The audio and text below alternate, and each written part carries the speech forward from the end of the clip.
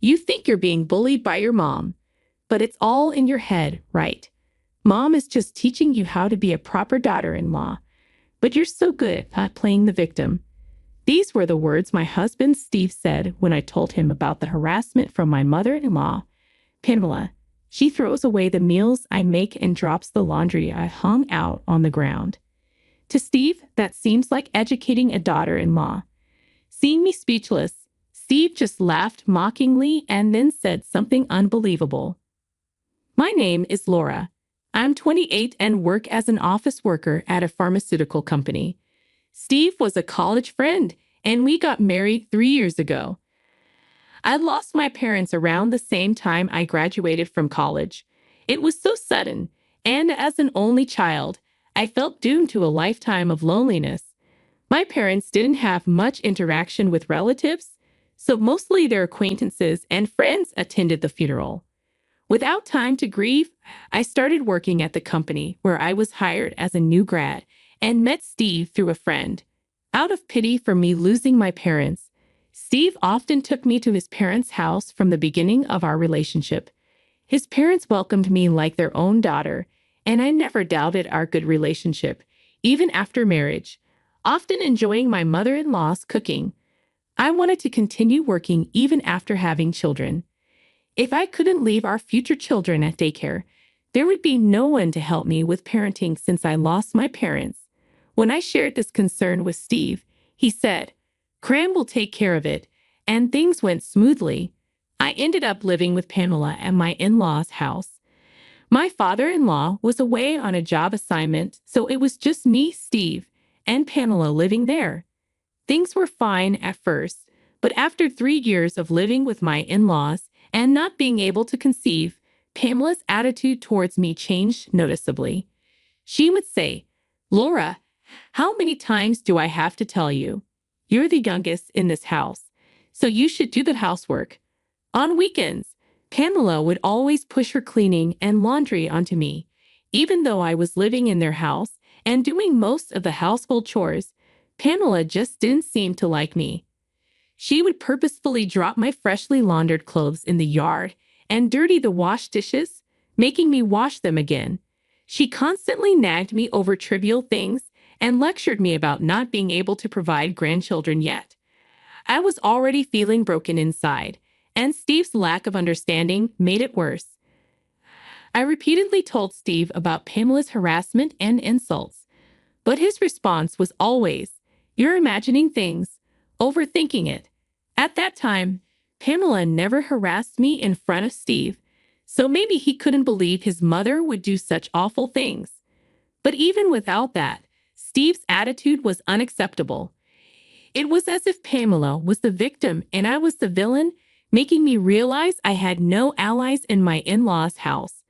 Once Steve showed he didn't believe me, Pamela's harassment intensified. What used to be done behind Steve's back now happened even in front of him, like verbal abuse and harassment. Finally became pregnant around this time, but even as the tough period of morning sickness passed and I entered a stable phase, my heart wasn't light. Going on maternity leave and being constantly subjected to Pamela's relentless harassment, and Steve not only disbelieving me but joining Pamela in belittling me, were the main reasons. Even Steve, who was so happy when he first found out about the pregnancy, now joined Pamela in calling me a woman who does nothing but eat and sleep. I knew stress was bad for the baby, but I saw no solution. Despite the situation, the only person I could turn to for help was Steve. I decided to have a serious talk with him, recounting all the mistreatment from Pamela and hoping for a change in his condescending attitude for the sake of our unborn child. I picked a weekend and approached Steve, who was relaxing in the living room. "Hey, there's something I want to talk about." As I said that, Steve lazily lifted his face from his mobile phone. "Lately, both you and Pamela have been really cruel to me, and when Pamela harasses me, you just ignore it and pretend it's not happening. Can you stop doing that?" Steve, seemingly unsure whether to listen or not, stared blankly into the distance, then mockingly focused back on me. "That's just you overreacting. What mom does isn't harassment or anything. How can you say that? Throwing away the food I make without touching it, deliberately littering my room, isn't that harassment? Maybe mom is just trying to educate you to be a proper daughter-in-law. Why can't you understand that? Steve's words made my vision blur with disbelief. I unconsciously placed my hand on my stomach and looked down. There's no way I can raise a child in this awful in-law's house. Steve and Pamela's mindset will definitely have a bad influence on the child. Maybe it's normal for you and Pamela, but it's hard for me. I'm at my limit. My hand on my stomach trembled slightly. My anguished cry tore through me, but it didn't reach Steve. All that came back was his mocking laughter.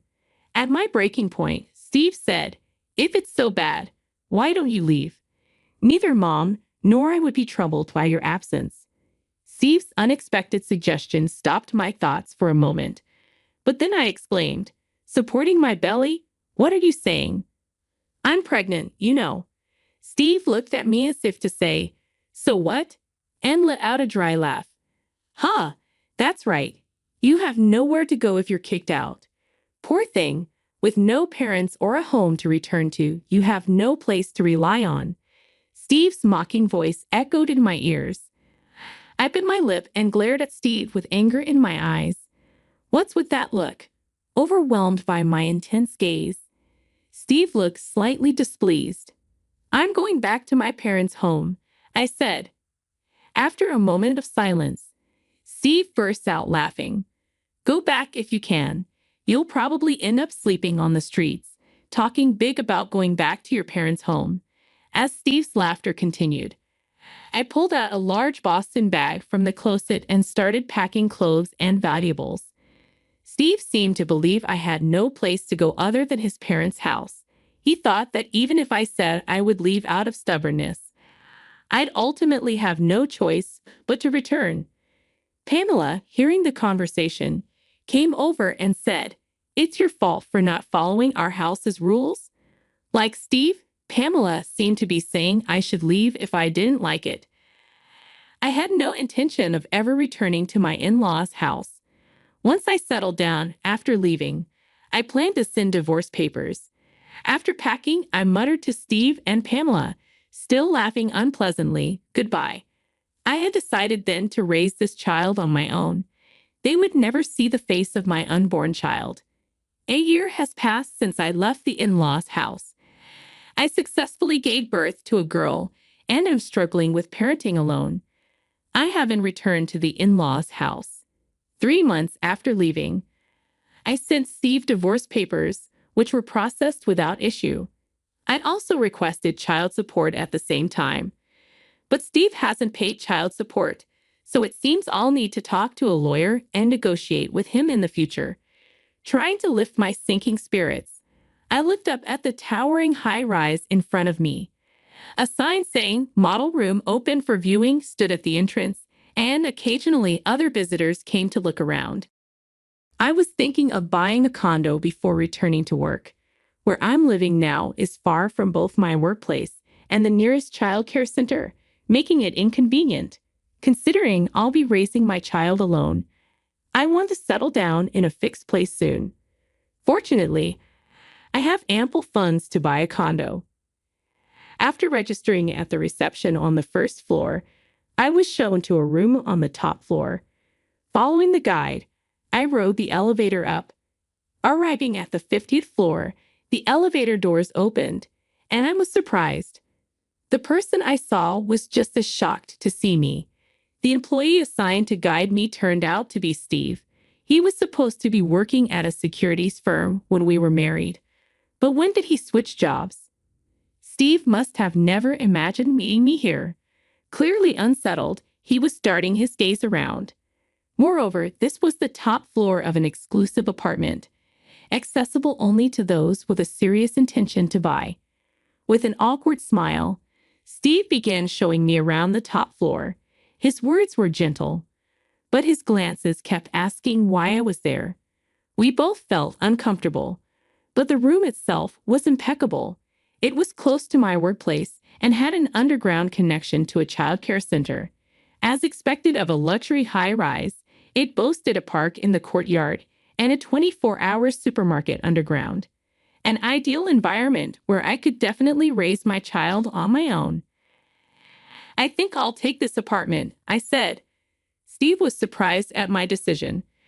I had come prepared to sign a contract immediately if I found a suitable place.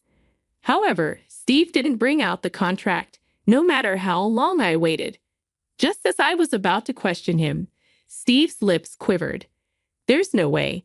"What?" "A single mom going through a divorce can't afford the top floor of a high rise." Steve's face showed a mix of emotions. His expression, neither anger nor jealousy, seemed accusatory. "Did you catch some rich guy, or are you doing some unspeakable job?" I stepped back as he closed in. "No, I just sold my family home for a bit more than expected." "Your family home?" And then recounted the events of the past year.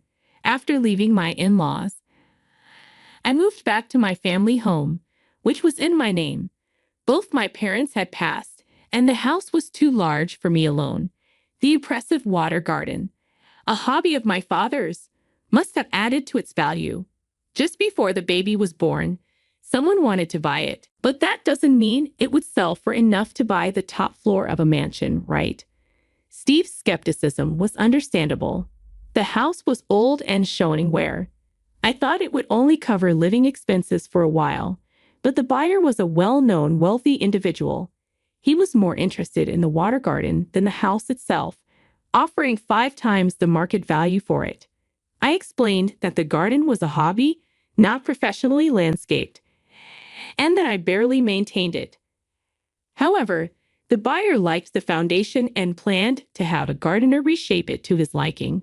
His willingness to pay so much, even after seeing its current state, led me to sell the house. He even added a living allowance to the price as he felt bad for buying me out. This allowed me to live nearby in an apartment, focusing on childcare without financial worries. Hearing my story, Steve's eyes sparkled briefly, then his attitude changed, and he humbly apologized. "I'm sorry about what happened. Can we start over?" Confidence oozed from Steve's face as if he was sure I wouldn't refuse. But I didn't take his offered hand. "I can raise my child and live well without you. I have no desire to live with someone who looks down on others." At that moment, Steve's face turned to anger.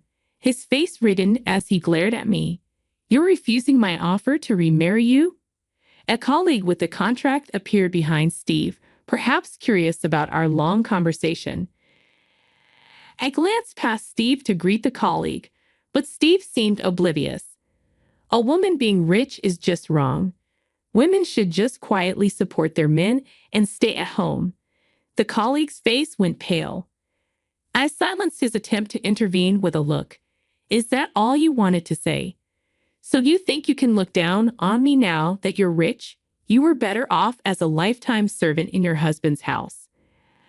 I sighed and turned to the employee standing frozen with a stack of contracts and documents. "I can't make a big purchase from a company that employs someone who talks like this." At my words, Steve finally turned around. The employee, realizing he was being addressed, rushed over and profusely apologized, almost scattering the documents in his haste. "I'm so sorry. My subordinate was incredibly rude to you."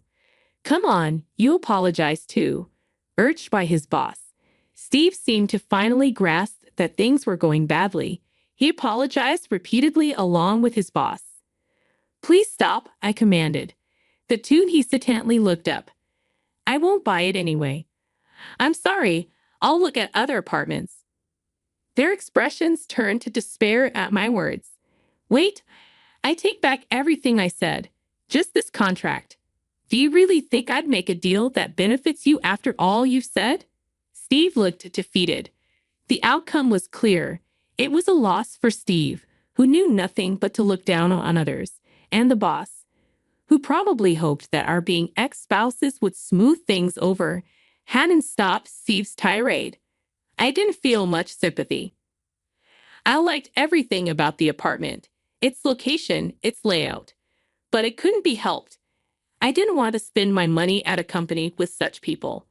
Leaving them, I bowed and left the room. No one saw me off as I rode the elevator alone out of the building. I didn't look back as I walked away, searching for another model apartment. Later, I heard through Pamela that Steve had not only lost the big contract for the top floor of the high-rise, but also faced a pay cut and demotion for his verbal abuse towards me, a client, leading to his resignation. After resigning, Steve struggled to find another job, resorting to alcohol and gambling, with Pamela taking care of him. I once met Pamela at the supermarket. My son isn't working and stays at home taking his anger out on me. I'm sorry for everything. Please remarry him and come back, she pleaded. I quickly responded, why don't you leave the house if it's so bad?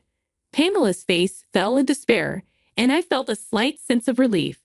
I purchased an apartment in a different building and returned to work after putting my child in childcare. The money from selling my family home was more than enough to raise my child, but I loved my job and was asked to return, so I did. With a recent promotion, I'm now living a fulfilling life, juggling work and childcare.